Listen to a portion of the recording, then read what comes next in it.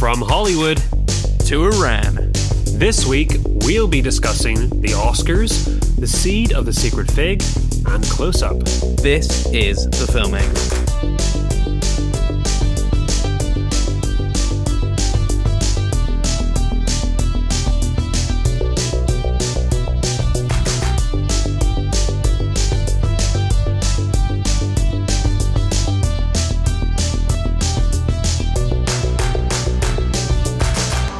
Hello, everyone, and welcome to The Film Angle, a podcast where we dive deep into the latest releases and unearth the classics to better our cinephilic curiosity. I'm Kris.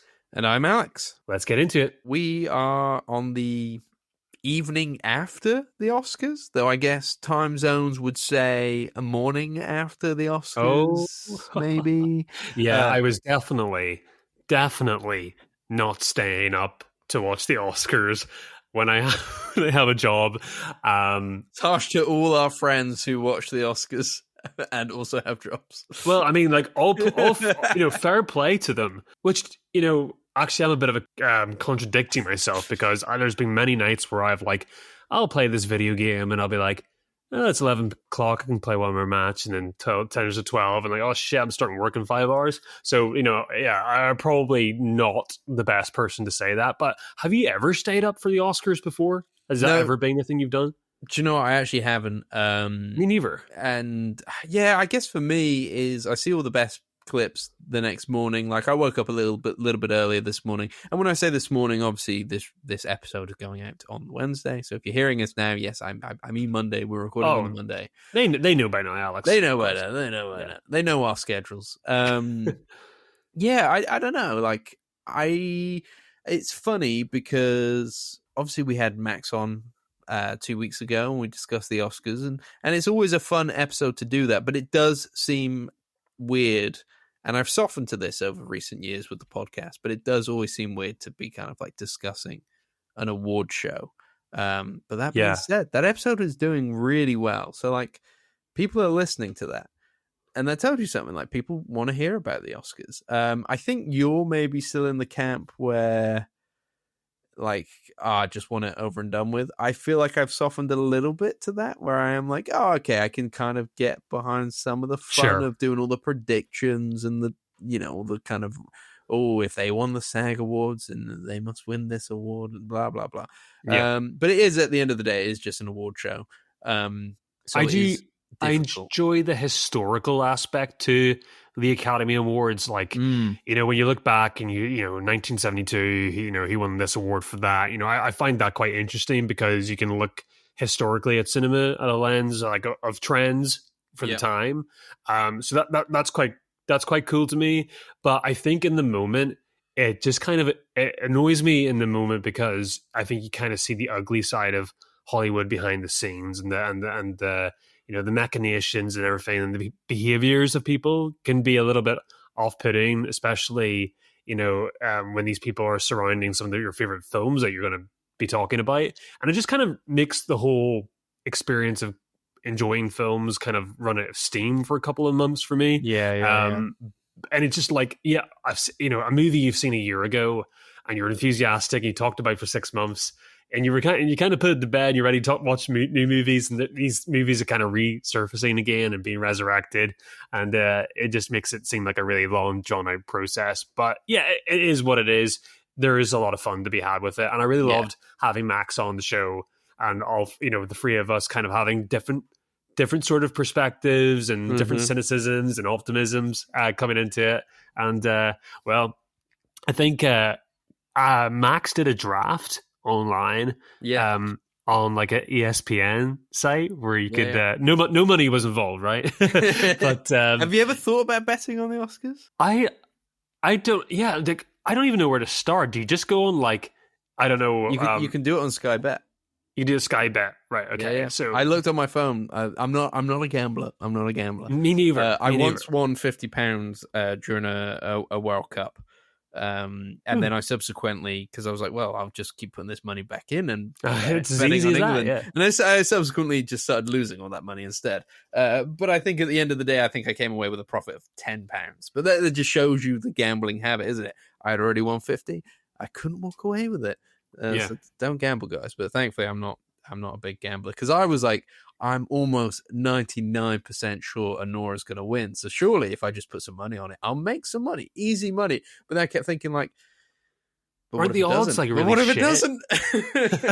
Aren't the odds like terrible on Oscar? Like, yes, the one like... I was thinking of betting on was Mikey Madison, because she wasn't the favorite. I think the favorite was Demi Moore, but I was pretty sure she was going to win. But then again, what if she didn't? But she did. Anyway, sorry, I keep butting in. The draft. Tell us more about the draft. Yeah, so basically that we all, several other people on that website that Max hosted put some bets on who was going to win each category, and all our names were sort of stacked, and woke up this morning to see he was on top of the table. No surprise with Max's great insight. He seemed to have came first with what 19? Did he get 19 nominations? Correct. Yeah. We weren't too bad. Both of us got 17 nominations for different films here and there. Very interesting, because you so on Instagram you can see our predictions for the night, and then obviously you can follow along and see how that played out. But very interesting to see that despite being different in many categories, we ended up evening out to predicting 17 of them correctly. Yeah, you won Best Actor and I won Best Actress. Well, that's it, isn't it? But it just shows you, like, it's really hard, unless you're Max, to have a handle on... because I do really think that's, especially these acting categories this year, it was really like, it was giving the flowers to the Hollywood actors who have served their time and really done great performances in the past and perhaps missed out before, versus the hot new blood. And it could have went either way, so you were kind of flipping a coin on this sort of bet.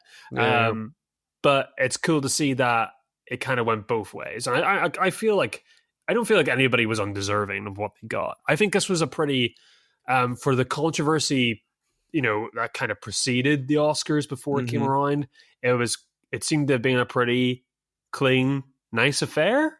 Yeah, no big upsets. I feel like last year was very similar. Like, it's been a couple of years of no big upsets recently. I think everybody's aware of, like, I think, are you almost like looking on your phone in the morning in a really bad way? It's like, I'm more excited about to see what shit went down the night before now, as opposed to like seeing who won, because it's almost like ingrained into us that it's every year or 2 years that we'll get something like that, and it's pretty grim side of our own psyche. But yeah, it is weird, isn't it? It has been tarnished within like the last 5 to 8 years of like something happening which has been like shocking. And I think everyone's so aware of that now that they really try to, like, everyone just tries to be on their best behavior. Yeah, there is an element of that. But yeah, I was pretty happy. Like, I think Honora is a very deserving Best Picture win. Sure. And obviously Sean Baker went home with many awards, editing, screenplay, directing. I've spoken a lot about Honora on this podcast, obviously, after having a good experience watching it at the London Film Festival. So I won't bore everybody with that again. But yeah, I was very happy to see that film got some awards, and it's a big deal. Like, Sean Baker's a massive advocate for independent cinema, and I think it's a good win for independent cinema, if you ask me, to have him up there. So yeah, no, I'm really happy. What about you? Yeah, no, I feel exactly the same, and it's great to think that, like, Sean Baker, we'll see how he deals with this now, because this is obviously going to put him in a different echelon. I do think he's a really savvy, well-planted, down-to-earth person that I think he will use this to goodwill. I mean, like, I think so. That's the hope, of course. And then, we see, like, other categories. Obviously, Mikey Madison's great. Brody, I haven't seen the speech yet. I heard it's long. That could be just headlines. I don't know, Alex, have you seen it? I've seen him, the clip of him telling them to turn the music off. Because they're trying to play him out, and then he goes on for another couple minutes, I think. Fair enough. Well, I mean, he's getting his dues, and let him have his time. Whatever. Speeches are speeches, and we gotta do what we gotta do.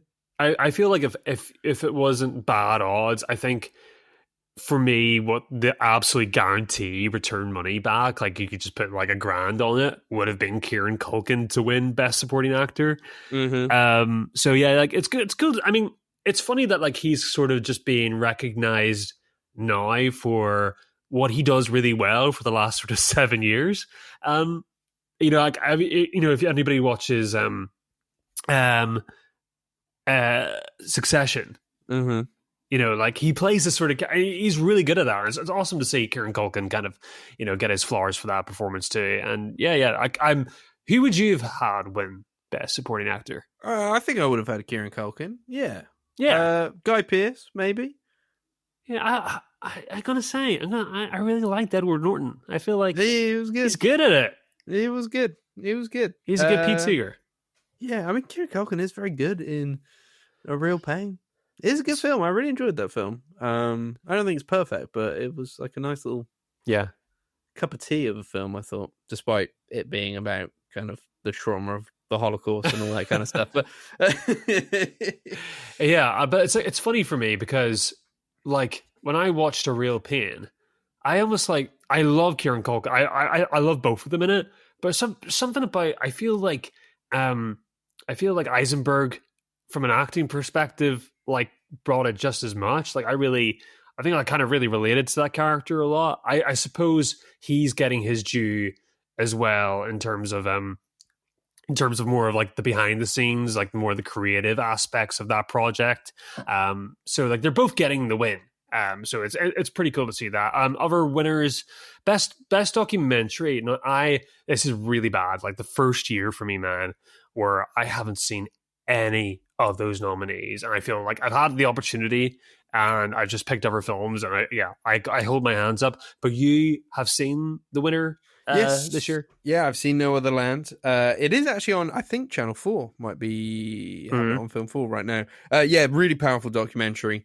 With everything going on at the moment in the Gaza Strip, it takes place. It takes place over a few years, but literally ends within months of the October 7th terrorist attack. So really important and interesting film. And I guess in a way, because that topic is so kind of fraught, it's interesting to see that it did win. But I'm really happy that it did.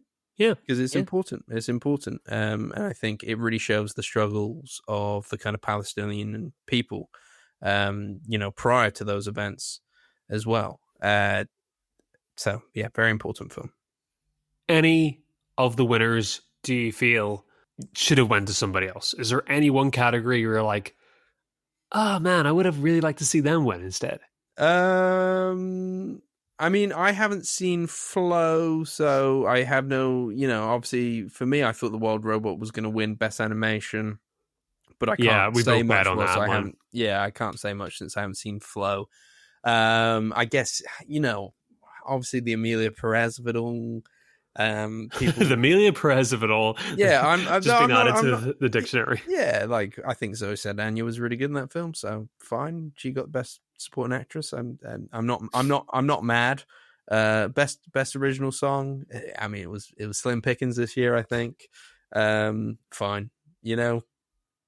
I think that film's legacy is probably not going to be a golden shining one, so it's one of those categories, forgive my language, like I've always thought is like a bullshit category, because usually I always find that these original songs, not always, but whenever you get like an Andrew Lloyd Webber musical is being adapted into a film, and then he just farts out a song to put on the credits at the end.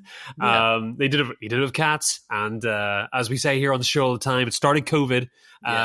So I'm glad that Wicked avoid that trap this year. Like I'm glad that like they just didn't write an original song to kind of submit to that category, and like every other type of movie that does an adaptation like that would have done it, so it's a first. I kind of like that. Wait though, because I feel like part 2 might have something up its sleeve. You think so? The fans, man, you've seen the fans, they're crazy. I'm not saying it does, I'm just saying I wouldn't be surprised if they chucked an original song in there Yeah. for the Oscars. But yeah, Wicked won a couple. Wicked, yeah. Alex's favorite movie of 2024. It's Sure. Go back to our Wicked episode where Alex Alex went on a 40-minute rant as why musicals are back. In a big way. Yes, yeah, sure. If that's going to take you back to that episode, then please do. Everybody go listen. We appreciate you listening to the episodes. Yeah. No, it's cool. I mean, like, it was always going to, like, I think for me, actually, I know we mentioned Best Animated Feature going to Flow, and I did see Flow. I liked the movie. I felt it was a little bit like watching an independent video game at some times. I'm like you. I think I really fell for The Wild Robot. So I was a little bit surprised by that one. But seeing Wicked win a lot of like production technical awards, I do feel like I think it's a recency bias thing. And I really do think that Dune, I mean, it's production and, you know, everything that goes into making that movie is so impeccable and so intelligently designed that you can't even pick it apart, and it's going to stand the test of time in 20 years time. Whereas I think something like, while I appreciate the effort that Wicked went to not completely make it artifice, despite being set in Oz, in 20 years time that movie's going to look really janky. Like it just is. So sometimes it's like with the Oscars, it's with technical awards, it's whoever's doing the most of something as opposed to who's doing it best. It's that for me is a little bit of a disappointment, but again, I don't have too much stake in it, but that's my 2 cents. Yeah, I know what you mean. The one category we did have some stake in, best live action short film. Anuja unfortunately did not win, though I thought it was deserving of it. Though, that being said, I've only seen 2 of the films in that category. But I really did like Anuja, and not just for selfish reasons that we interviewed Adam, but I mean, it was great, obviously, to get the behind the scenes from Adam J. Graves, and he was just a really lovely guy. And I think those guys deserve the Oscar. I think they put a lot of effort into that film. I completely agree, and I'm going to say, you know, like you said, I think if we didn't feel that way, and you know, we did interview him, and I think if we didn't feel that way, I think we just wouldn't mention anything. But we both really resonated with that film and the conversation we subsequently had with Adam afterwards. And you know, it was really great to have an authentic filmmaker that really resonated with the subject that he was creating. Like there was a real purpose to what he was creating, as opposed to knowledge and passion. Oh yeah, and not recently found. You know, it's this accumulation of years of being of integrating within that work and knowledge, and really wanting to showcase you know the beautiful people within his story. So that was great that he got nominated. You know, it was an honor to interview him, and I'm sad he didn't win either because the film was really good. And it's on Netflix, and you know what? I think our interview gives a really good insight into the film. So I think everybody should go watch it on Netflix and come and listen to the interview afterwards. Yeah, you heard it here, folks. You heard it. But yeah, that's it. I mean, like, there is no, I mean, apart from like Sean Baker and his cast and crew picking up 5 awards, no big 10 Oscar wins this year or big sweeping stakes. It's nice to see people get little awards here and there. Absolutely. I like that. Absolutely. Who's your money on winning next year? Oh, already? Just pick one film. Fuck, I can't even think of one. Paul Thomas Anderson? Apparently news on the release of this episode. Apparently he's releasing news on Wednesday night. Ooh, like a trailer, do you think? Something. There was a tease on Instagram. Said make sure you're free on the 5th. There you go. So really excited. I mean, PTA hasn't made a bad film yet, in my opinion. So I am looking forward to that. I mean, you got Timmy's got he's playing a table tennis guy next year. Like, I mean, like maybe that's the year where he'll get his, maybe we're saving ourselves this year so he can win next year. Yeah. What did you think of his speech? I think it was the SAG Awards, which are the Screen Acting Guild. We haven't talked about this. Yeah. His speech got a little bit of controversy. And not to give away my thoughts, but I thought unwarranted controversy. He said he wanted to be one of the greats of all time, but not just of like acting, just like regarded as one of the greats. I don't know. You tell me. Was that cocky? Or just I would see. Well, I don't see any problem with that. I thought I kind of liked that speech a little bit because I think he made a really good point that it's a point of transparency that you never really get in this industry. And like, why the hell would you not? I mean, like, if you're in his position, and you're getting all these great projects, you got the ability. Why would you not want to be Marlon Brando? Or like it's crazy. But I really appreciated that honesty from him. I haven't seen the bad opinions because I'm just not interested in that really. But you're not as online as I am. Yeah. I know they're there, ready for me to sift through. But I mean, fair play to him. He stuck his neck out, and I got a bit of more respect than I already have for him. Yeah, I think he's had a really good like award campaign in terms of just like, I think he's gone up in a lot of people's estimations, I think, as being somebody who's a bit more down to earth than people thought, and willing to have a bit of a laugh and a good time. Like I really think he's quite an intelligent and thoughtful human being too. I saw there is Apple did a special promoting the Bob Dylan Complete Unknown film, where he had an interview, a 1 hour interview where he talked about the process of getting into the character. And for somebody, as he claims, he worked on the project for 5.5 years, and it took, it was his whole life for that period of time. He came across in that interview, and the whole 1 hour is really articulate and very unvain. And I was really impressed by his insight and just really wanting to nail the character for the person he was honoring, as opposed to just kind of not only honoring his own sort of ambitions too. I think he, he's kind of like the new DiCaprio, isn't he? I think, but even having a better start than DiCaprio, I think. Seems that way, doesn't it? Yeah, I really like Timothée Chalamet. And do you know what? I think we all need a bit of that. And like whenever I speak to people and I talk about the podcast, I always say I want the podcast to be my job. I want to make money from the podcast. Yeah, and I don't think there's anything wrong with that. I'm trying to manifest it. I'm trying to manifest it. Absolutely. And I think he's doing the same thing. You say it out loud, things happen. Absolutely. Just walk in. Yeah, absolutely. Walk into the VIP room, baby. That's it. Yeah.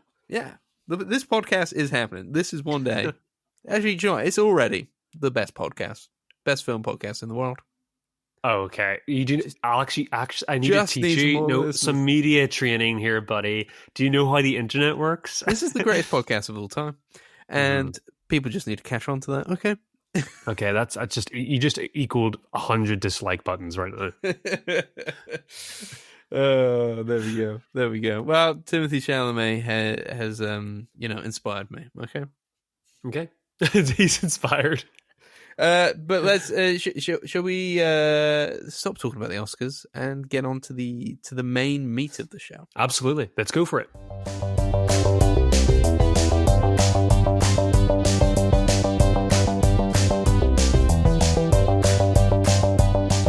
Today, the kind of main reviews of the show, we have an Iranian Double Bill, and it just so happened to kind of correlate this way. We didn't try to make it happen. I just, I saw that our next Sight and Sound film was Close Up, and I saw that the Seed of the Sacred Fig was releasing in UK cinemas. That being said, it's probably out of UK cinemas now, but we had a bit of a break, and we couldn't help having to delay this one slightly. So, but that being said, I imagine it might be going to digital soon. Actually, Joe, I'm going to check and see if the Seed of the Sacred Fig is on digital now. Because if it is, then everybody can go watch it. Yeah. It is in the States, I know that much. Oh, okay. It's because it's been out in the States for a while. Okay, so it's not digital release in the UK yet, but that doesn't mean it's not going to be soon. It will be. I think it's a fantastic film, and I really wanted you to see it because I saw it at the London Film Festival, and I thought it was great. But I thought, because we've got these two Iranian films, maybe I would, do a little looking into kind of Iranian cinema. Sure, and some of the history. And so I thought maybe this would be an interesting insight, an educational element to the show, to kind of talk about a country's cinema of which maybe there's not always a bunch of eyes on, I would say, maybe. Yeah. Have you dived deep into Iranian cinema at all, Chris? Oh, no, I think we kind of come at this from a similar angle. And I think I've been aware of the odd Iranian film that comes out of awards season every year. That seems to happen, and they're always so critically acclaimed and well beloved. And I catch up with one or two of them. But this year, I've really been cemented down in my seat. And after watching these two films this week, or the past week, I have been really forced to really demand the respect of Iranian cinema and really kind of go down that route, because they seem to be making some incredible films that are really insightful and, kind of interestingly meet Western, principles in filmmaking in terms of structure and styling, but also bring an insight into a world that is kind of closed from our own news media. And it takes a filmmaker like Mohammad Razalov to kind of bring the honesty that only someone as brave as him and his cast and crew can bring, so that we can actually have a true reflective insight into what it's like to live in Iran. Yeah, it's very true. I mean, Iranian cinema has a very long history of telling kind of very human, poetic, and socially conscious stories. They very much kind of reflect Iran's evolving cultural, political landscape, and kind of offer a window into the lives of the people living there. It can be broken down into key phases. So in the 1960s and the 70s, this was known as the Iranian New Wave movement, which kind of rejected what prior to that was very kind of mainstream commercial films. And this kind of new wave, similar to the French New Wave, was in favor of kind of very deeply personal, thought-provoking storytelling, very avant-garde, Sure. What I mean? Which is, I don't know if you've seen any of Kiarostami's other films other than Close Up, but they definitely kind of follow this new wave look at life within Iran. No, I haven't seen them. I haven't seen his other works. So I did catch up with one prior to Close Up, just because I thought, well, if I'm diving deep into Iranian cinema here for us, then I thought I should probably just see at least one other of his films to be able to talk about him a little bit. And it was called Where's the Friend's House, which was a very interesting film, and I really do recommend it to a lot of people. Very kind of similar to kind of like Bicycle Thieves, of that kind of like, it feels almost, and I guess similar to Close Up, which we'll discuss later, of like it feels almost like you're a fly on the wall documentary style, following this child around this Iranian village.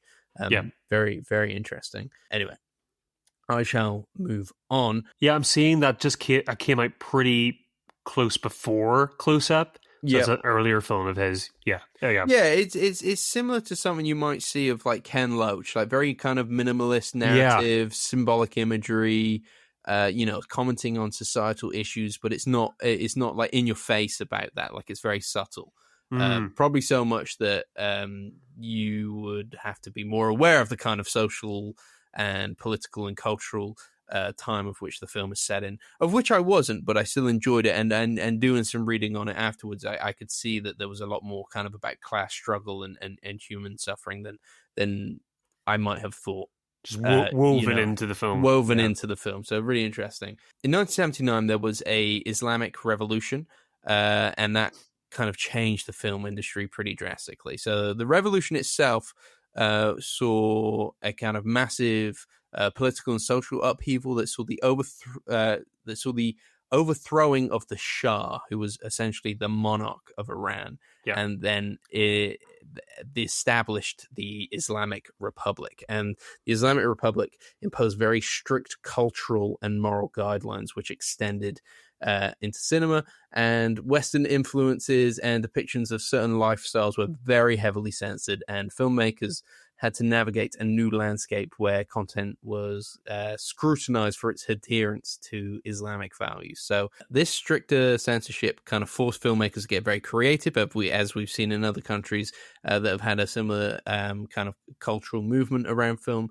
And it led to some very kind of subtle and layered storytelling in their kind of cinema. So your directors, like we'll be talking about today, Abbas Kiarostami, Mohsen Makhmalbaf, who is also kind of a figurehead within Close Up, and a later director called Jafar Bahani. They mastered the blend of fiction and documentary, using non-professional actors, everyday life to craft very deeply moving films. So maybe it wasn't worth me saying that Where's the Friend's House was new wave, because I guess it did come out more in this time, but it feels very kind of French new wave, so maybe I was just correlating the two. But as you can see, sure, I'm not a history teacher, but I'm just trying to impose some of the knowledge. No, absolutely. You know, well, that's what we're trying to do. We're trying to introduce ourselves and learn and get into this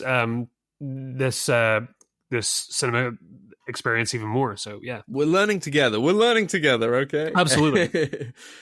So their work explored morality, identity, justice, and kind of very universal themes that resonated both inside Iran and internationally. And obviously one of those standout films is what we're going to be discussing today, Close Up. Mm-hmm. But I think we should talk about the new release first, which is how we usually go about our kind of structure of these episodes. So more recently, The Seed of the Sacred Fig, directed by Mohammad Rasoloff, kind of continues this tradition of very bold, socially conscious storytelling. And the film takes a very kind of courageous stand against repression and gender inequality in modern Iran. And Rasoloff himself faced government persecution for his films and was forced to smuggle The Seed of the Sacred Fig out of Iran to ensure that it could be screened, I guess, globally, internationally. Mm-hmm. But many of the film actors, unfortunately, had to stay in Iran and have faced kind of very serious repercussions for being part of the film, some being arrested and barred from leaving the country due to their involvement. So like Close Up, this film challenges authority and kind of reflects the resilience of Iranian artists in the face of political and social pressure. And I just thought that was an interesting thing to think about. So last night, though I guess 2 nights ago from the recording, The Seed of the Sacred Fig was up for earning an Oscar. It unfortunately did not win, but it is kind of crucial that we highlight the risks being taken by the artists involved in this film, because at the end of the day, now that the spotlight is essentially going to move on from it, the cast and crew kind of remain very vulnerable to government reprisals, sure. With many facing the threat of imprisonment. And I think the Iranian government were kind of waiting to see how much heat the film was going to have in terms of kind of, eyes on it. Potentially having an Oscar nomination will work in its favor overall anyway. But I just think it's worth keeping that in mind, that there are still kind of repercussions for even creating this film. But despite these obstacles, because Rasoloff is not the only Iranian director to have to do this, filmmakers in Iran create films that kind of move and challenge people, and it's very much a fight the man kind of system to the filmmaking, especially of the films that we kind of award and congratulate. Yes, in kind of Western culture, in our kind of cinephilic circles. So there you go. There's a little bit on the kind of context of which these films were being made. Absolutely, and there's a lot to wrestle with, in terms of being responsible with how we sort of discuss these films or market them, because it's very easy for people in the West to kind of enjoy this film as a overly experience and to market this film as its USP is of being, well, look what happened to this filmmaker, he made this film. And we have to be really responsible as to not kind of like sensationalize what someone else's reality is, what these people are going through, and that the actual truth of the film and the power of the film speak for itself. I see I hear a lot of shows and podcasts and YouTube channels where it's kind of like the first thing they mention, did you know? And I think we need to be better than that. and on its own, without context, even without the context, Alex, the Seed of the Sacred Fig is so handsomely and structurally sound by Razilov that you could be just thrust into this story without context and be completely enveloped into this family drama that that is so multi-layered. And I really enjoyed this. I knew coming into this film that you were like such a big advocate and fan for it when you saw it at the BFI, and it was teasing me for months, man. It was teasing me for months. I was really excited, and finally got the chance to see the movie, and it's an incredible piece of. I was surprised by just how much of an actor's film this is. You know. And but never it kind of marries to the film that we're going to talk about later on, Close Up, where although this one is not like a documentary hybrid, it has those sort of elements woven in within it. Well, yeah, it's worth saying for those who haven't seen it that the film is set around the kind of widespread protests that erupted in 2022 after a Kurdish Iranian woman died whilst in the custody of what's known as the morality police, who had detained her in Iran for allegedly wearing her hijab improperly, and her death sparked like nationwide demonstrations known as Women Life Freedom, protesting against the kind of mandatory hijab law, and many women were kind of taken off their hijabs in protest, cutting their hair and chanting. And basically the government's response was very kind of violent crackdowns and arrests, internet blackouts, the whole lot. And it was just kind of a terrible time, I would say, for equality within Iran. Very interesting that the director kind of wanted to highlight this and film whilst it was going on. Sure. And so from that, this story centers on a family that have this is about generational perspective in a way. Yes. We have a man who is we're introduced to him as a sort of devout and honest lawyer and father. He lives with his wife, Najma, and their daughters, Rezvan and Sana. So he, very early on in the film, is appointed as an investigating judge in the Revolutionary Court in Tehran. And and they're the guys who kind of deal with the very kind of political arrests. It's all a little bit dodgy dealings. Sure. Put it lightly. He earnestly thinks at the beginning of this story that he can put the world to rights, and that he has holistic integrity that he can bring to the rules and will not be corrupted by the system, before very, very, very quickly he's given a gun to look after, which becomes a very big part of the story. And these riots just happen as soon as he is appointed into the role. So he is very quickly having to make forced political passments of judgment onto prisoners. Something that at the beginning seems very difficult for him, and then very soon becomes very complacent and comfortable for him, which completely confrontates with what his daughters think of the situation. They are students. They sympathize with the riots that are happening, and the mother, who I think is the most convincingly so complex character in this story. Najma, who I think is the center of the film. She's fantastic. She's incredible. She is wrestling with her own societal traditional responsibilities as a woman, as a wife, as a mother. She sympathizes with her daughters, but outwardly has to confront with her support and loyalty for her husband. So she is scene to scene.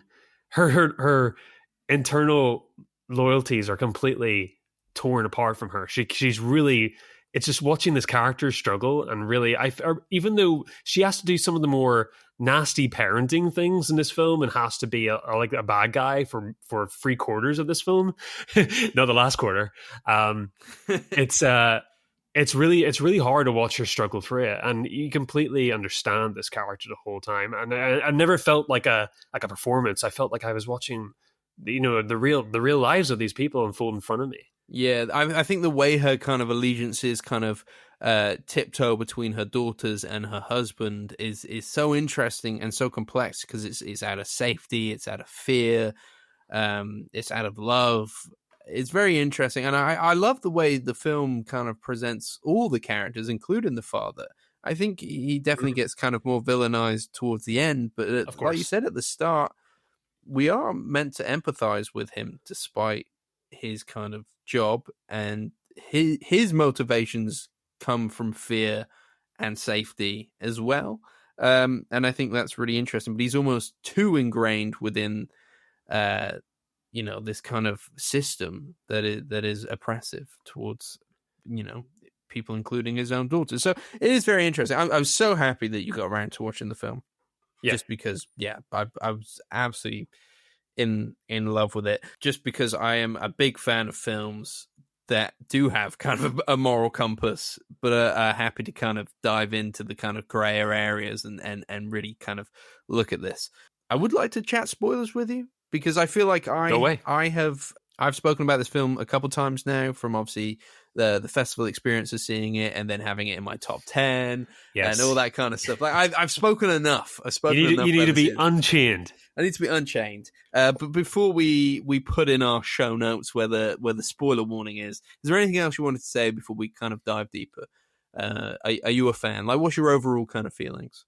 I am a fan. I have a couple. Whenever you mentioned the last quarter, the last half of the movie had elements that I found took away slightly from the overall experience, but not enough to take away from what I think is an excellent film. I like it, but I think I come slightly below you. Yeah, no, that's but I'm happy to discuss it, work it out. I haven't discussed this with you. See where we kind of come. Well, no, to be honest, watching it again, my feelings didn't change.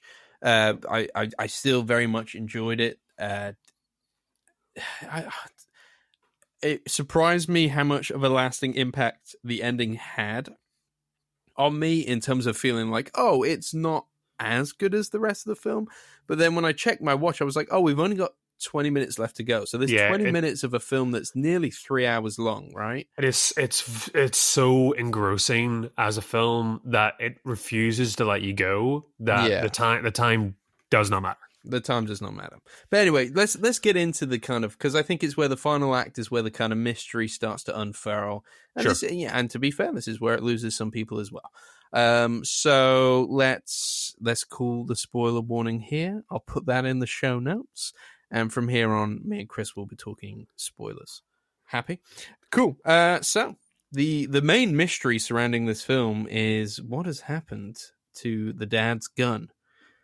And we find out that it is the youngest daughter who has stolen it, hidden it.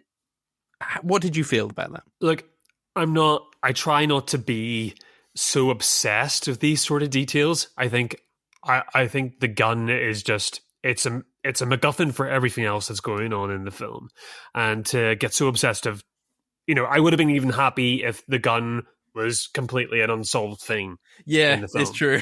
And perhaps maybe that is the ultimate way I would have liked that to go, but we wouldn't have got to the confrontation and the outpour of emotions that come at the end of the film if that didn't come to fruition, perhaps. That's not a negative for me. No. Yeah. No, absolutely.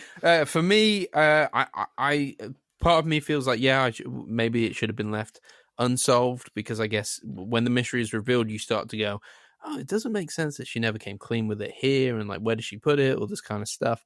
But actually, I think it kind of plays more into that kind of generational view thing that we were discussing about, because a lot of this film is kind of like, it's a family debate in a kitchen, essentially. I know those scenes don't actually take up a lot of the film, but it feels like one of those conversations that one has had, some kind of political debate with family members, where everybody's got different points of view. We might all be working towards the same goal, but how we get there is kind of in different ways. And I thought that the film was really good at showing this divide. The father is, in debt to the system. He is, funded by the system. He's too ingrained to see. He's a prisoner because he's too ingrained that by the time, if he was to pivot and do a 180, it could cost not just it wouldn't cost them their current situation financially and politically, but it could cost them their lives. Yeah, and the mother has, her lifestyle is in because it's a kind of very traditional relationship, is in debt to his job, and she struggles with she's too ingrained within it herself to kind of see past some of the kind of propaganda that's being outplayed during the protests. You then have the eldest daughter who, she probably isn't a millennial. She probably is closer to Gen Z, but I think it kind of, I like to think I'm. They say she's 21 in this film. Yeah, I like to think I'm younger than I am, but I feel like she represents that kind of, maybe let's call it an older Gen Z, early millennial kind of viewpoint of like, yeah, we have been fighting, but we're also old enough to understand that things don't change fast, and that's quite a she is very aware, but also doesn't have the same kind of like, fuck this, let's just go and like do the right thing that her younger sister has, which is very much, I think, that kind of Gen Z thing of like, well, this is right and this is wrong, so we should be doing the right thing. And I think that's where the gun plays into things. And the government can only control so much of how young people perceive the world around them. They're at a sort of advantage and disadvantage in terms of time. 20 years ago or 30 years ago, they wouldn't have had the access to looking over the garden wall and seeing how other Western cultures are able to live, and feeling that they are completely exempt from that. They want to live in a progressive environment that values women at a similar level to other countries, but they feel completely enslaved to this patriarchal society. Yeah, absolutely. So yeah, I think from that we then have kind of a more dramatized third act, maybe, which has a little bit of a yeah. Right? Do you think so? Think so? Because I've said in terms of just before. Like escalation. Yeah. Okay, good. I'm glad you think so. And I think there was something very Vertigo about the final kind of chase scene within the ruins as well. Yeah, very Vertigo. Very North by Northwest. Yeah, very very much so. So I'm glad I'm not the only one, unless you're just appeasing me. I saw it on your notes earlier on. I was like, oh, he liked that. Yeah. So yeah, I did think it was very Hitchcockian. I do think it's the weaker element, but I do like that final image of because you empathize with the father at the start, him kind of falling essentially to his death does feel a little bit bad, but he's so far gone by that point that there's no coming back, right?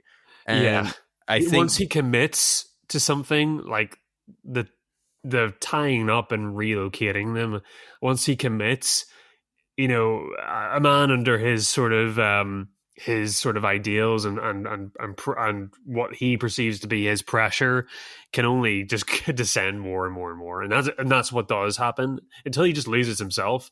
It reminds me more of like The Shining, the last sort of quarter of this film, in terms of just losing oneself and becoming a little bit of a horror monster in a way. Yeah, and I think it is. I love the symbolism of it's. The youngest daughter doesn't shoot him, but she shoots the ground beneath him, which crumbles the foundations. Yes. Like, I like that. Yeah. I like that. You're destroying the system by, crumbling the foundation. It's very good. It's very good. And then you end with what has kind of like punctuated the film in certain elements, which is images or videos of kind of real protests and violence and horrors that happened because of these protests. Yeah, it's peppered throughout the film. Yeah, I think the final note is more of a note of kind of solidarity, because there's less violence. It's more about kind of the solidarity between mothers and sisters and kind of protesting those movements and women coming together. I just found it very powerful. I found the whole film very powerful. I found the whole film very accessible, more accessible than I thought it was going to be. It's not in terms of a drama. It is kind of like this family drama that is quite simple on the surface, but there's more going on which is quite interesting. But it's entertaining, and I thought that was something as well, which I don't want to say I didn't think it was going to be entertaining, but when you think of the subject matter, you think of Mohammad Rasulov having to smuggle this out of Iran. You think, oh, potentially I'm in for what could be more of an educational, I don't want to say slog, but kind of a slog. But it's not. It is entertaining, educational, uplifting, horrific. It's all of these things. It just it worked itself for me. I felt very moved by it. And maybe why my reservation, it might not be a negative, but maybe just the flavor of the film changes in the last quarter, because I think due to that restriction, I could be wrong, my insight could be terrible here, but that restriction also during the filmmaking process is this film is all like shot in interiors mostly. Yeah. When it's not in the desert in the last quarter of the film, it's all interiors. It's 80% of that movie is the apartment. I feel like I know the geography of that apartment like the back of my hand now. It's inside the mother's car. We're always peering outside. Never the other way around. So you feel that sort of like everything kind of coming around this movie, trying to constrict it and find its way in and find the rat. Where is it? It's kind of there's that sort of danger that something can be found out at any moment, and it completely marries with the situation that's going on with this family as well as the film itself. So not that it's a good thing, and in any way it's a terrible thing, but it comes authentically through into the film, and that's what makes it so tight to watch, and so the runtime goes so quickly because you're so worried for these people. Yeah, it's true. And then that's the thing. I feel the car chase for me personally was, in any other film maybe not, but in this film it felt a little bit hokey. In the moment, it felt a little bit oddly Looney Tunes in comparison to what we'd seen before. Sure. But that was just a tonal thing, and I think that's just, maybe if I see the film again it might change. There's a few tonal shifts at the end that I didn't necessarily see coming. Yeah. And that's my only thing that keeps me, because I was really enjoying the pressure cooker effect of the rest of the film. Yeah. No, I agree. I get it. I see why it turned people off. It didn't turn me off enough. Yeah. I guess. Yeah. To feel strongly about it, and I still enjoyed it. I was fully, in the story of this film and wanted to find out more. And after watching it a second time as well, I was like, yeah, this is great. This is really good stuff. Yeah, I'm looking forward to watching it a second time. And I think people listening, if it's not on VOD yet, which it's not, if you're listening to this episode when it comes out, still chase it. It's still your local art cinema. A lot of art cinemas are still showing this at the minute. Oh, really? Good. Post Oscars, Plymouth are showing it in the next month a couple of times, so definitely go seek it out. I think there are opportunities to see it still, and that would be the best way to see a movie like this. Yeah, absolutely. Well, I'm glad you got to see it. And, yeah, absolutely. Big recommend, and that we could talk more in depth about it as well. Yes, you're unleashed, Alex. I am.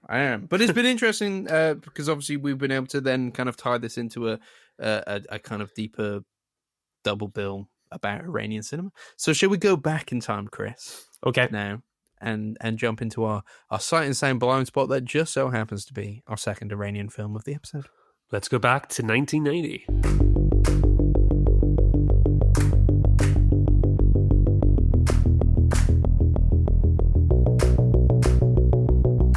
This is the section of the show where we catch up with our ongoing series, our Blind Spots on the Sight and Sound Greatest Films of All Time list. We're making our way down the list of films we haven't seen before, and this week we're on number 17, according to Letterboxd. This film, as we have teased multiple times... I'm sorry, though, Alex. I gotta say, people are listening going like, these guys are still doing that? We're very close. We're very close. We're very close to the end now, okay? Oh, yeah. if people want to know, we've got 1, 2, 3, 4, 5 more blind spots until we get to the top 10, and then we're doing all the 10. But it's only, like, I've only got 3, 4 blind spots in the top 10. So, like, I don't know. We're trying, guys. And then what's the format of the show going to be after that? We've said before, it's Fast and Furious after this, baby. We've only got 45 of those. It's the fast angle. We're doing it. It's a long way off yet. We're trying. Anyway, let's get back to this Sight and Sound blind spot, Chris. Come on. Or we'll never get there. Keep it together. Close Up, 1990 film, directed by Abbas Kiarostami. It's this blend of documentary and fiction that explores the themes of identity, deception, and most importantly, I would say, the power of cinema. So the film is actually based on a true story of Hossein Sabzian, a man who impersonates an Iranian filmmaker called Mohsen Makhmalbaf. I'm going to apologize for all the names that we're saying today, but I'm trying to get them as best I can. So basically, he impersonates this filmmaker and deceives a middle-class family by claiming he wants to cast them in his next film. Google wasn't around then, so through the help of a journalist, they kind of figure out, you know, that something fishy's going on here. And when he's arrested, the case kind of garners a bit of public attention. And this is where Kiarostami comes to the film, and he decides to document the trial, and ends up persuading everybody involved, including Sabzian, to reenact key moments leading up to the arrest. So it's quite a unique approach, and it blurs that line between reality and fiction. It very much questions the nature of truth and performance. Big time. And yeah, it's very interesting because it's not just a retelling of a real life event, but it's kind of like this kind of meditative look at a person. And I mean, for me, I'm just going to chuck it out there. I think it's about a film. I think it's a film about loving cinema. And that really resonated with me. I don't know about you, because it's weird, isn't it? But Hossein Sabzian loves the director Makhmalbaf, his film. Yeah. Is it called The Bicycle? The Cyclist. The Cyclist, that's it. I was close enough. He loves that film so much. It's part of him, you know what I mean? Sure. And that really resonated with me. And it's an interesting case because on like a surface level, it doesn't sound like super interesting. But I think the fact that we get to watch this trial and see how it plays out and really kind of study Sabzian and what's going on here. And I think really empathize with him because everybody around him assumes that he is doing this to kind of basically research for a burglary. Like he's going to burgle them at some point. Yes, of course. And it's worth saying, like, he has received minuscule like financial favors from the family transactionally throughout this process of a couple of weeks of interacting with them. Yeah, it's true.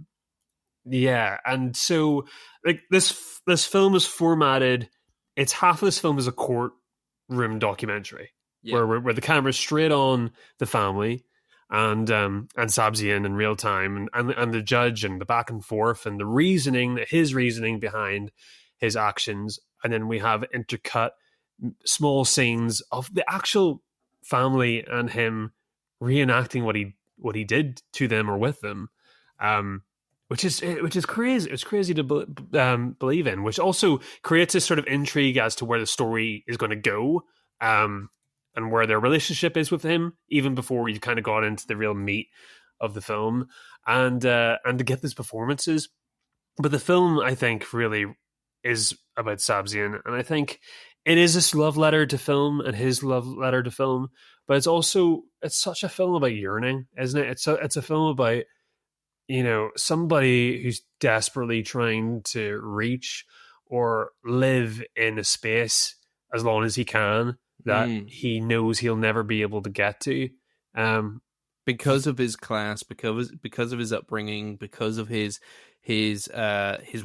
lack of wealth, I guess. Yeah, and there's a sadness to that, because I think he says when they lent him, let's just call it £25. I can't remember the exact amount, but they lend him money, and he says they never would have done this if they didn't think I was Makhmalbaf. Yeah, exactly. Like there's something about, he, the brother or the son in the family that is a similar age, he gets bike rides around with him around town, for various appointments or, researching the role, blah, blah, blah. The brother says that he almost respected that a man of his caliber would even ask for money. That felt really interesting to him. Yeah. And that's where you're talking about before at the beginning of this segment, where you were saying this film is very much about also persona and believing people and performance within people's lives, that they kind of like, it's kind of interwoven within them.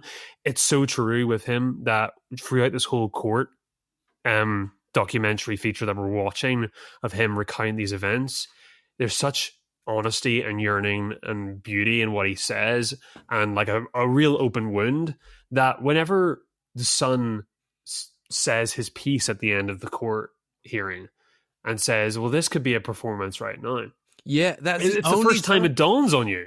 Yes, I was the same. I questioned that moment. I was like, oh yeah, this could all be an act as well. Am I being... You understand why the family were so bought into that. Yeah. Am I being deceived? Is Kiarostami being deceived? But then the whole film is about that. Are we being deceived in the whole film? There's lots of kind of different stories about what was real, what wasn't real. There's talks about whether Kiarostami even kind of basically persuaded the judge to soften the blow so that he could get the outcome of the film that he wanted. I believe, in the end sequence where he gets to meet Makhmalbaf on the motorcycle, apparently this was all planned. Though I would say Sabzian's reaction seems pretty genuine there. But the mic keeps cutting out in those final stages. Yes. Apparently that was added in post-production. So, this film is really playing on this idea of, what is real and what is not real, and how much are you being deceived at the same time. There's even, I believe... both directors talk about coming up with the idea for this film differently. Kiarostami says it how we believe it is. He saw the magazine article, was very interested, and went to meet Sabzian and decided to make the film about this him. is very soon after the fact, this film, isn't it? Yeah. Well, it's as it's happening, I guess, in a way. But however, Mohsen Makhmalbaf, obviously the filmmaker who he's impersonating, apparently he says that he went to Kiarostami and said, I want to make this film. I think this sounds really interesting.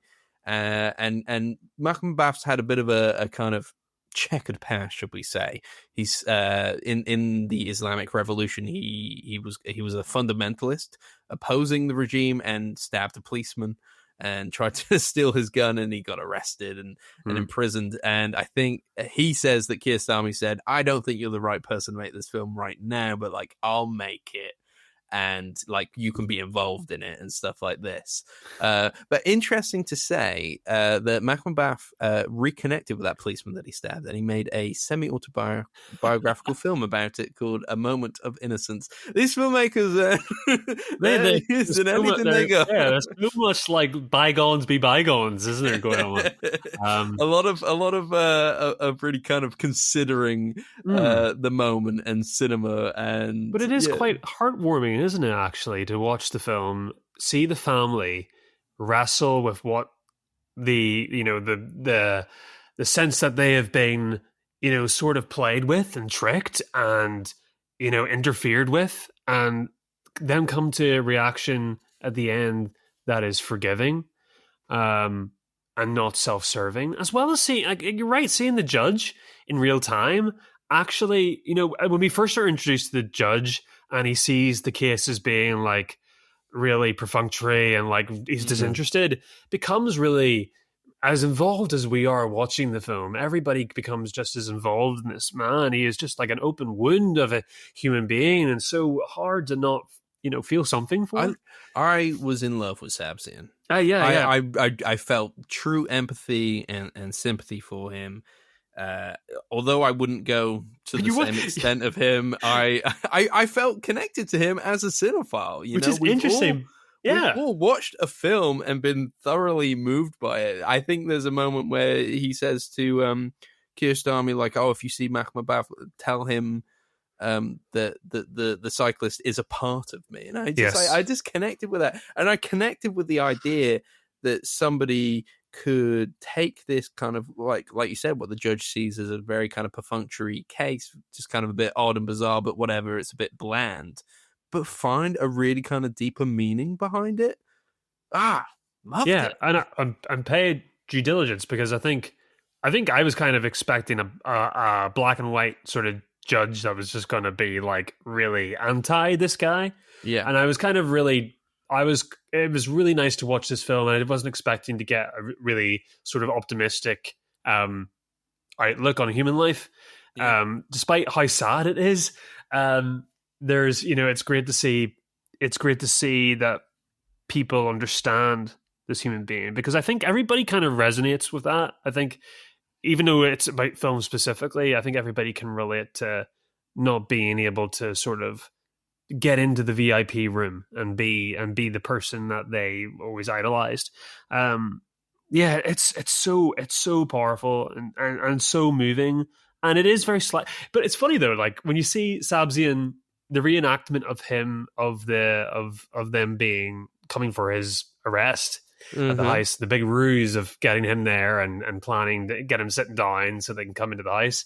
You see him play the role. It's like the only time we get to see him actually really play the role as director. Yeah, and he comes in, and the brother's late for rehearsal, and he kind of shouts at the brothers, telling them he's late. He's kind of dressed the part. He kind of swaggers around like he owns the house.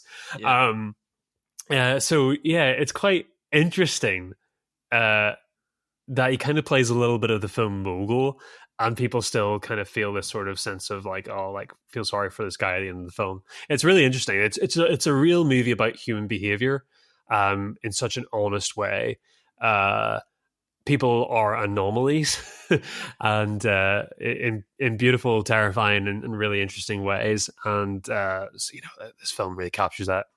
Yeah, I love the kind of reenactments, because I think there's something about reenacting it with everybody who was involved with it. I know. So you have this element. You have this element of kind of, I'm trying to think, it's endearing just to know that the family were willing to do that with him anyway. You know what I mean? Like, it's just a testament to kind of the kind of what feels like genuine empathy for this character.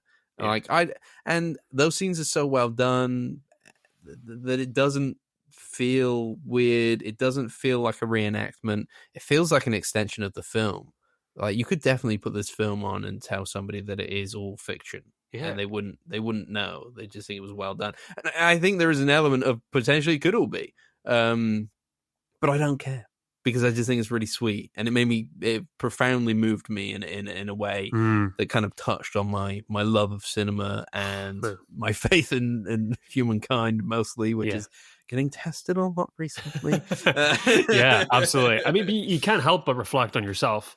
Do you think like those moments of reenactment were sort of, therapy for him in a way, where it's like he might be reenacting it exactly the same way as he acted in the moment, but now that he's expressed himself to them in court, in person, I'm sure, him reenacting those scenes, is it like, right, now I want you to see it how I saw it. And it's almost an apology and an expression of himself to them in that moment. And they're probably seeing it in a different light too.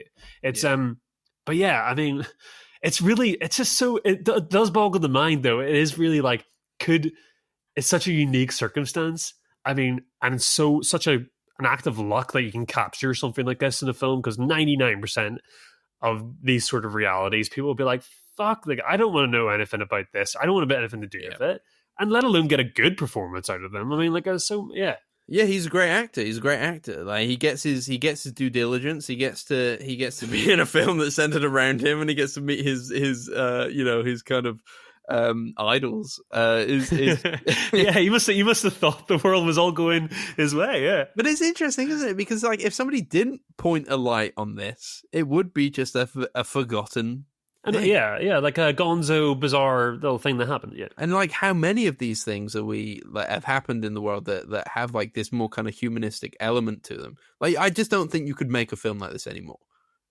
One, because this kind of case would a quick Google search, you'd figure it out. But I just think like it's just such a bizarre moment in human history that's been documented. And I don't know, like I'm just so happy that it's in this kind of pantheon of greatest films of all time, because it is now gonna be remembered for all time. Yes, and when I heard documentary fiction hybrid going into the film, I was like, oh, so it's on the list because it does this thing. Yeah, and like it's just another example of a storytelling technique. But no, it's far beyond that. It's so enrapturing watching it. I would, and it's not a reenactment like a Netflix documentary might reenact them, because I hate those. So when I saw like fiction and documentary, I was like, it's not a reenactment. But it's not like that at all. Not even in the slightest. History Channel special. Yeah, it's nothing like that, guys. It's like they blend so seamlessly. And then the movie's only like 85, 90 minutes long. It's just it's a perfect little thing. And at the end, whenever like he meets his idol, and the shame he feels and breaks down into his arms as he's carrying the flowers to the family's gate, and the reassurance from the filmmaker, just that buckle yourself up, buddy. You're okay. We can get through this. The reassurance, it's just like a warm hug at the end of the movie. Yeah, it's just very profoundly moving. I really love this film, and this is why I like doing the list. And I know it's taken us a while to get here, Chris. Yeah, but I love doing it for these reasons, because you get to see these films that I had been like tangentially aware of close up, but never to the extent where I was even considering seeking it out until doing this list. Really happy to do it, and obviously been able to kind of dive deeper into Iranian cinema through this episode. I thought I'd leave this segment on a note though. What film and filmmaker do you love so much that if somebody mistook you for them, you would happily go along with it just to feel like you're in their shoes for a minute? Ooh. Okay, Alex, I need a wee moment to think, because they're all 80 years old, and that would not really work. You don't know who's mistook you for them. They might not be entrenched within cinema. So okay. Hi, nice to meet you. My name is George Miller, and I made Furiosa. You would happily go along with that? Oh, happily. Yeah, just to feel like you were in the chaos. Like a god, yeah. Shoes of George Miller. I wonder, one of my favorite films, if I'd be able to get away with it, probably not for very long, but Celine Sciamma, Portrait of a Lady on Fire. You've got the hair. I've got the hair, from behind. If they didn't catch the beard immediately. I can't speak French. I can do it. I could probably put on a really terrible French accent. Oh, and I could probably get away with it for about 10 seconds. Well, just don't turn around, I suppose. Yeah. What was that? What? You from Austria? It is me, Celine Sciamma, the French filmmaker of The Portrait of a Lady on Fire. You sound like Borat. Yeah, that was actually terrible. I need to work on it. So, and it doesn't sound very female either, does it? Maybe go for get the female down first. Hello. Okay, female Borat, that is. Yeah. I think it just shows we just don't have the guts, the balls, the hoo-has that Nabzian has to pull this off. Oh, of course. Yeah, I think 12-year-old me is like Sabzian. Yeah, I could have definitely done a Sabzian at 12. yeah, absolutely. They're actually, yeah. When I was a kid, this is awful. I was on a whole. I was on a holiday. I was like 9, 10 years old. And a complete fucking idiot. I was on holiday, and I met another kid. I met another kid, and I put on a fake accent, and I pretended that I was a pool champion from some European country. Brilliant. And him and his family believed me. His family? Yes. Kris, you've done this? For like 2 days. And 2 days? Then I played, because I was playing pool really well. I was beating all the kids on holiday. And then after saying all this shit, I then did a pool tournament the next day and looked like an absolute fool. And I did not show my face again. Oh my goodness. Can you give me a taste of the accent? No, I have no idea. Just like, come on. So it was some like, I was like 9 or 10. It was like Europeanese, you know? It was just like, it was, what was the point? I am the world pool champion. Yeah, something like that. I don't know. Trying to be as, up myself as possible. Brilliant. Oh my goodness. Kids are wonderful. The only thing I can think to that is, if I haven't mentioned it before, I spent a large portion of my childhood in Germany. And yeah. So me and my brother used to get these like soft play areas in the IKEA, and you could like leave your kids in the soft play area, like it was like a secure location, and your kids go in there, they play on all the cool Sounds things, disgusting. whilst the parents go and do the shopping. So my parents would leave me and my brother there, and we'd be playing in there. And obviously it's all German kids and stuff, and it'd just be me and my brother who were English. And I was horrible. I'd pretend to be German. So my brother would come talk to me, and I'd just be like, "Was? Wo bist du?" And he'd be like, "Alex." Yeah, you could have got killed. I pretended not to know him, and on top of that, I pretended to not even be the same nationality. You're outnumbered. I think that's actually that's not nearly as endearing as Sabzian, is it? That's actually more cruel. Yeah, you're just making fun of people around you. I don't know if I was making fun of them. I think I was just being mean to my brother in a way that. You knew it made him uncomfortable sometimes. Yeah. Terrible. Sorry, Jacob. Sorry about that. Yeah, I got to pull out some more childhood stories in the future. It was a weird one. It was a weird one. I like that though. That is more endearing than me just being mean. At least you were trying something. I can't like that. Yeah, stuck to it for 2 days. Yeah. Yeah, I don't think I have a Sabzian thing. I mean, I go to work and I tell people I'm a world-class podcaster. So what can you say? There's only truth there. There's only truth in that sentence. Yeah, absolutely. Manifestation. Manifestation, baby. Full circle. And that's where we should end this segment. Lovely. Brilliant.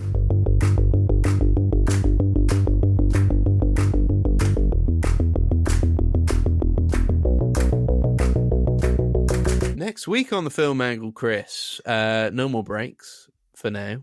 What are we talking about? What are we talking about? No, I can tell you. We're talking about. Well, we're going to be talking about Bong Joon-ho's new film, Mickey 17. It finally came out. Captain America: Brave New World. It finally came out. It came out weeks ago. We've been delaying. We have been delaying. I've seen it. You've not seen it yet. No, I mean, I know I'm not going to be challenged, so I'm looking forward to going to the cinema. Hopefully, some people say it's okay, so I'm going to go in optimistic. Yeah, I'm not going to give you my thoughts right now, because what's the point in that? Well, then we wouldn't have an episode, right? We wouldn't have an episode. So, actually, I'm not going to tell you. But yeah, should make for a good episode, and to kind of talk about the state of things in a way. But yeah, we don't want to dedicate too much time to Marvel. We used to do full-blown spoiler episodes just on like one particular Marvel film, and that got boring. Would you say? On one particular Marvel film? Well, we did a few, I think. Where we devoted the episode to in the early days. We were like, Marvel's the big thing. We got to do it, but it doesn't feel that way now. Now it's the secondary film of an episode. Yeah. Wow. That is crazy. How the mighty have fallen, and unless it's Madam Web, where it's just like you can have 2 episodes in that. We got some interesting. We have more superhero things coming up in the year. A very special episode in the pipeline. I won't go into detail yet, but I mean, there's a part of me it's so bad because I should advocate for every film, but like, give me another 5 duds. Give me another 5 duds. Let's wipe them off the planet. Let's go like the Western. But I like the Western. I don't know. I think I don't want that to happen. If anything, I'd love it to return to its former glory when I really used to. Yeah. We want people to come in. We want people. I don't want the cinema to go. And I like superhero movies when they pop. They pop. They really do. They really do. But I just feel like we've like explored. We've trained ourselves to look at superheroes through either the angle, the Marvel angle, or an ironic angle, and the irony is just cute. Is not cute anymore. We're running out of things to say. Yeah, like we know it's silly. Like, save it, Chris. Save it for next week, my man. Save it. I'll bring it up again. You're gonna have to. Okay, put me to bed. We'll talk about Captain America: Brave New World, and it's a bit late on that one, but maybe more of you will have seen it, and then we can discuss some of the spoilers. Post-credit sequence. Oh shit! I had to see that too. Is there 1 or 2 or 3? 1 at the very end. Okay, well, flipping it. They're restraining themselves these days. Yes. Though I will say, Sonic's beating them. The post-credit scene has been leaked online. So if you don't want to wait to the end of the credits, just search it. Just YouTube. I've been doing that a lot recently, mainly because of my bladder. So there you go. Did you watch Killers of the Flower Moon without peeing? No, I had to. That's why I advocate for a film of that length to have a intermission like The Brutalist. The Brutalist saved me. I would have had to have peed during that film as well. Just don't drink so much. It's not always about that. Okay. Anyway. I think. I don't know. It's very difficult. And then our Sight and Sound blind spot next week is a short film called The Meshes of the Afternoon. You could probably search it out on YouTube. So, no excuse not to do your homework this week, guys. So, let's call it for this week. Yep. That has been our episode. For this week, if you've enjoyed it, make sure to leave us a 5-star rating or review. We do really appreciate it. And if you'd like to keep up to date with us, make sure to follow us on Instagram and TikTok at The Film Angle. We also have a Film Angle playlist. Need to update that. If you want to listen to what we listen to, you can find that in the show notes. Be sure to catch us next week for more cinematic discussions. Goodbye. See you later. Bye-bye.